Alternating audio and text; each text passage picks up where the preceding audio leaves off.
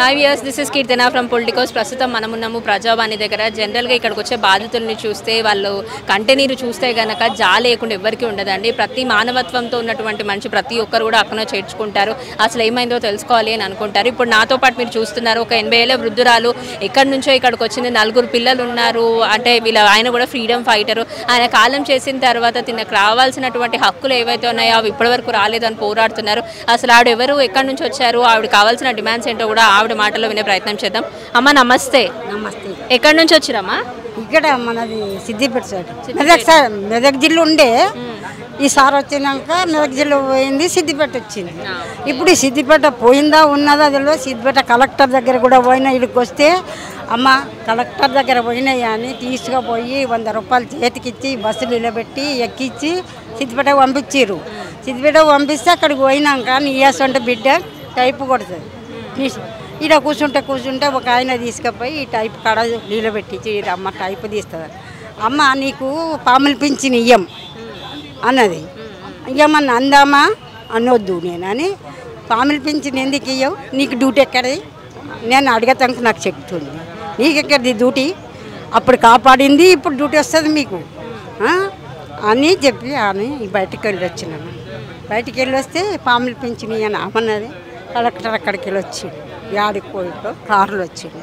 అమ్మ ఆయన కలెక్టర్ అని చెప్పారు. నీయాస్ ఉంటాయి చెప్తే ఎదురుగా పోయి కాగితాలు చూపించింది. 1 సంవత్సరం లెక్క చెయ్యమ్మా అన్నది. 1 సంవత్సరం లెక్క చేస్తే పంపించమని అంటే నాకు కాలు ఇరిగి హాస్పిటల్ పొంటి పెద్ద ఆపరేషన్లు అయిన బిడ్డ కాలు అర్జెంట్ పెట్టిండు ఎవడో. ఇది 3 ముక్కలు అయింది కాలు. ఇప్పుడు నీకు నడిచే ఓపిక కూడా లేదు కదమ్మా. దీన్ని సహాయంతో నువ్వు సిక్కుతో నడుస్తున్నావు. ఇక్కడికి నేను ఎవరన్నా తీసుకొచ్చిరా, నీ అంతటా నువ్వు వచ్చినావు? నేను ఇక్కడ దిగుతా కదా నాన్న. ఇక్కడికి ఆటో నీయాసంటి బిడ్డ ఆడ దేశ దిగినాక ఆటో మాట్లాడి ఆటో కిరాయి కట్టి అక్కడ దాకా పంపించేసి ఆ ఆటో మళ్ళీ ఉందంటే వెళ్ళిపోయింది. ఇక ఇంకో ఆటో ఉంటే లేదమ్మా నేను అని వెళ్ళిపోయాడు. అత్తుకుంటాడు. ఇప్పుడు నీకు బ్రతుకు తెరువు కోసం ఏం చేస్తున్నావు? ఏమన్నా కష్టపడుతున్నావు? లేకపోతే పిల్లలు ఉన్నారన్న కదా, పిల్లలు చూస్తారా? తినడానికి పిల్లలు చూస్తారా? నేను పిల్లలు చూస్తారు నీ అసలు బిడ్డలు చూడకపోతే ఎవరు చూస్తారు? ఒక కొడుకు చూస్తాడు, కోడలు చూస్తారు. ఇప్పుడు లేని అబద్ధాలు ఎందుకు నాకు? ఇప్పుడు నువ్వు ఏం కావాలనుకుంటున్నావు? ఎందుకు వచ్చినావు ఇక్కడికి? నీ హక్కు పోరాడుతున్నా అని అంటున్నావు. ఏం కావాలనుకుంటున్నావు? నీ డిమాండ్ ఏంది అసలు? వీళ్ళు రాసింది ఇప్పుడు డబుల్ బెడ్రూమ్ రాసిండ్రు వాళ్ళు కావాలా అని అడిగిర్రు. కలెక్టర్ చూసి కూడా ఎక్కడికో పంపించిండు. కలెక్టర్ కూడా చూసిండు పేపర్లు చూసి ఎక్కడికి పంపించిండో నాకు తెలియదు బిడ్డ. ఇప్పుడు ఆ నెంబర్ వీళ్ళు రాసి ఇచ్చిన నెంబర్ నా దగ్గర లేకుండా పోయింది. ఇప్పుడు మళ్ళీ ఆ నెంబర్ నాకు తెస్తే కానీ ఇక్కడ నెంబర్ దాని మీద రాసింది నా దగ్గర తెలియదు కదా. నా మనమరాలు తను ఉండేనా అంటే పంపిస్తుంది. అట్లా బెడ్రూమ్ కావాలి. డబ్బులు కావద్దా మనవి? పింఛన్ రావద్దా?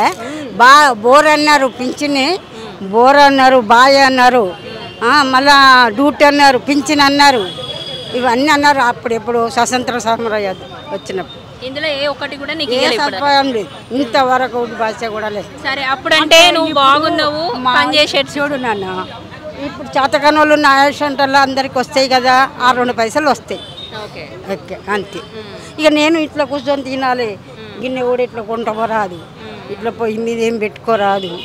నాది నేను దేవుళ్ళు ఆడుకోవాలని ఇక నా పిల్లలకి చెప్పకుండా నేను ఇక తిరిగినా అమ్మ లేరా అంటే ఎవరి కష్టం వాళ్ళు చేసుకొని తింటారు. పింఛన్ కూడా కావాలి, డబ్బులకు బెడ్రూమ్ ఇల్లు కావాలి. దీనికి సదుపాయాలు ఎట్లా? మరి ఏమన్నారు? పోయినావా, మాట్లాడినావా లోపల అధికారులతో? అధికారితో మాట్లాడితేనే ఈ నెంబర్ తెస్తే మాకు దొరుకుతుందమ్మా, నీకు మేము ఎట్లా చూడాలి, ఎంతమందో వస్తారు అన్నారు. అంటే మళ్ళీ మరీ పోతున్నా. మళ్ళీ మరిపోతే ఇక్కడ కొడుకు ఏమో మాట్లాడుతుంటే అంటే గిట్లా అంటే అట్లా తిరిగిరా అంటే ఇక్కడికి వచ్చిన.